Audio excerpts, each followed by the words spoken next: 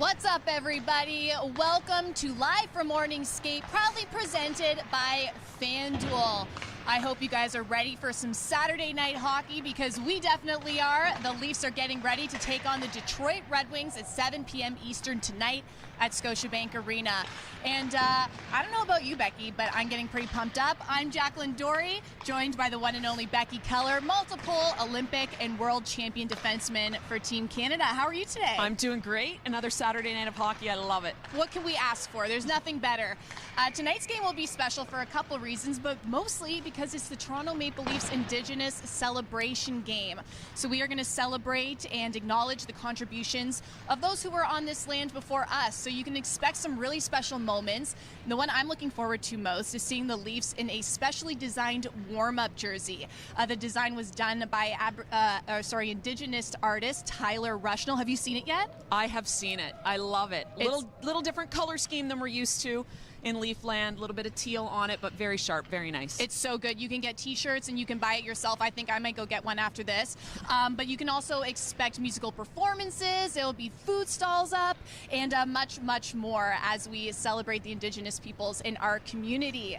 So lots to look forward to for the fans, and the Leafs, of course, getting ready for a back-to-back schedule. They play the Red Wings tonight and then heading to Philadelphia tomorrow. But before we get into all of that, Becky, let's talk about Thursday's game. Tough loss for the Leafs against the Seattle Kraken, but a really great start. First period, the Leafs held it 0-0, and then after that, the game kind of slid to a final score of 5-1. So, Becky, what happened there? Well, this is one of these games I think you want to start by taking a deep breath. Yeah. It's all okay. Great first period, like you said. I think the problem was ultimately they had this amazing first period. They dominated. They came out strong. But they weren't able to put anything away. That's your opportunity to put the game away. And unfortunately, they weren't able to get on the board, just open things up for the Kraken. And then there were just too many chinks in the armor, something that they're going to want to turn around going into tonight. A little bit more solid, structured defensively. The things that made them so good through November and December, they're going to want to get back to that.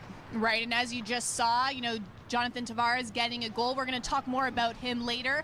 But you know what? There were also more highlights from that game, like Mitch Marner's performance. He got the assist on that JT goal, which actually makes him the third player in franchise history to have a home point streak of 16-plus games. Becky, feels like every time we do a show together, we're talking about something new that Mitch Marner has accomplished. And if that wasn't impressive enough, he's currently sitting at NHL career point 499. So tonight could be another big night for Marner.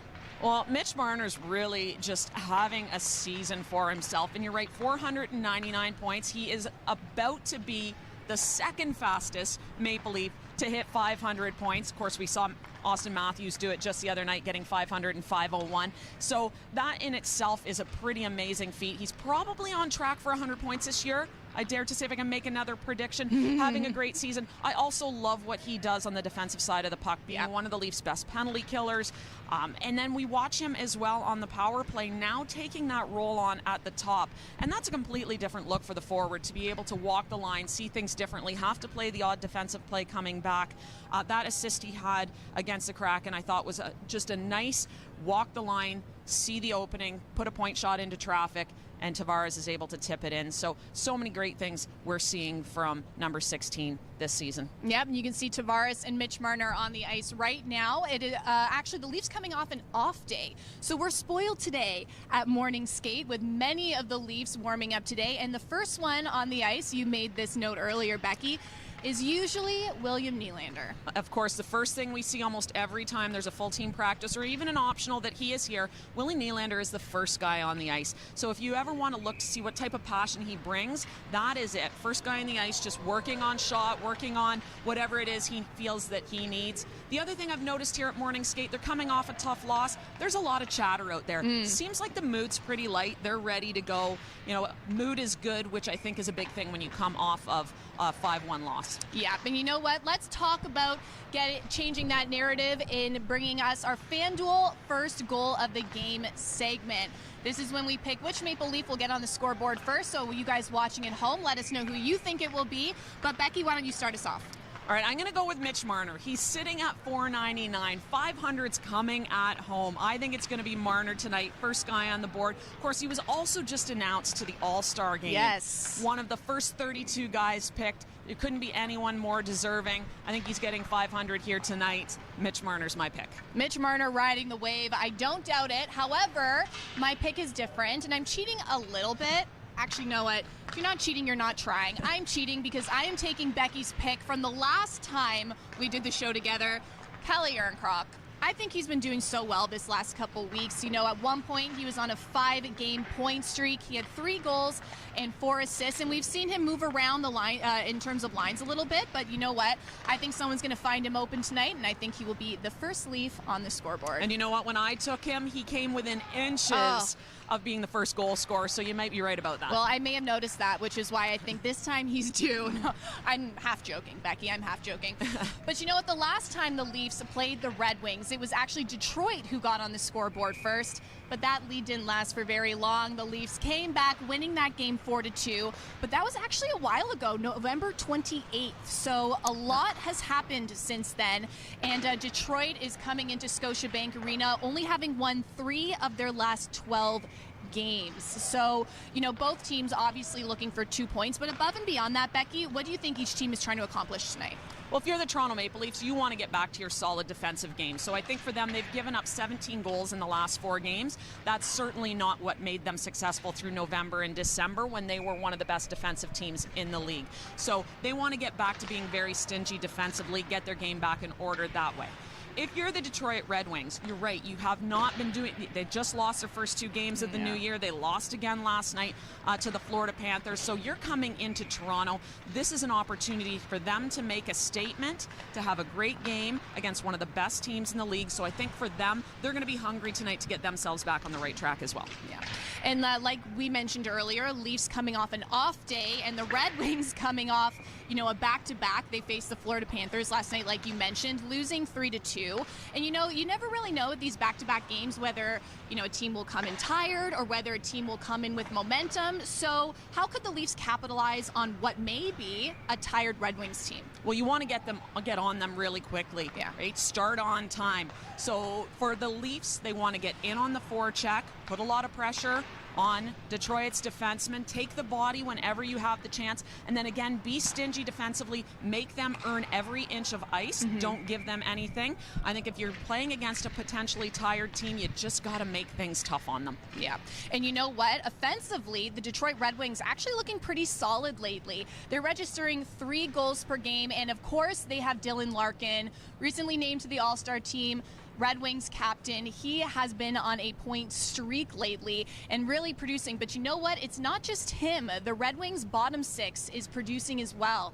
We've seen Lucas Raymond, Andrew Kopp, and Michael Rasmussen score a collective 20 goals and 41 assists this season. So, Becky, as a former defender, how would you like to see the Leafs blue line tackle those guys tonight? Well, to start with, you want to be aware when Dylan Larkin's on the ice. He is their leading scorer, not to mention the fact that he is so fast. As a defenseman, you always want to be aware of a guy like that that can expose you. So just knowing where he is on the ice, not losing track of him. And then for the Leafs D, I thought they were exceptionally good through November when they were dealing with all those injuries. And I think it was because they kept the game very simple. They didn't take too many chances offensively. They were back. They weren't giving up a ton of odd man rushes. So it comes back to the same thing. Play a patient game. Wait for your opportunities. Don't force plays. And again, make them earn every inch of ice. Yeah. So we talked about the Red Wings, how they're doing offensively, but defensively looking a little leaky, allowing 3.32 goals per game at this point in the season. And in the last 4 games alone have allowed 16 goals. So how would you like to see the Leafs tackle that? Well, the Leafs scored 4 goals against them last time these 2 teams faced off, and I think some of the things that they did very well, they were able to get inside that home plate area, get into the slot to be able to create some offense. So if you can get into that area, you're likely to be successful. They had traffic to the net, and they were able to pick up rebounds. So some of the things that, again, seem pretty simple, that's how you create offense. They were successfully able to do that against Detroit last time. They're going to want to be able to recreate that.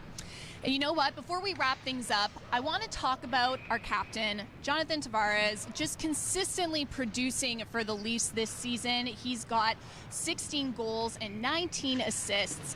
And, you know, he's approaching his 1,000th NHL career game, which is incredible. He's currently sitting at 989. So get ready to celebrate our captain sometime in the coming days, next week likely. So, Becky, how would you describe Tavares' output this season? Well, let's start with the fact that 1,000 games is pretty amazing, and he's been an offensive producer since his career started, even going back into junior, the World Juniors, which we just watched. He was amazing at that as well. So this is a guy that can get on the score sheet. I think sometimes he gets lost because of Matthews, Marner, Nylander. Those guys are scoring at such a high rate, but he is still almost a point a game. He's just under 35 points in 39 games. You know he's a guy that if he gets the puck anywhere in that low area around the crease, he's going to find the back of the net.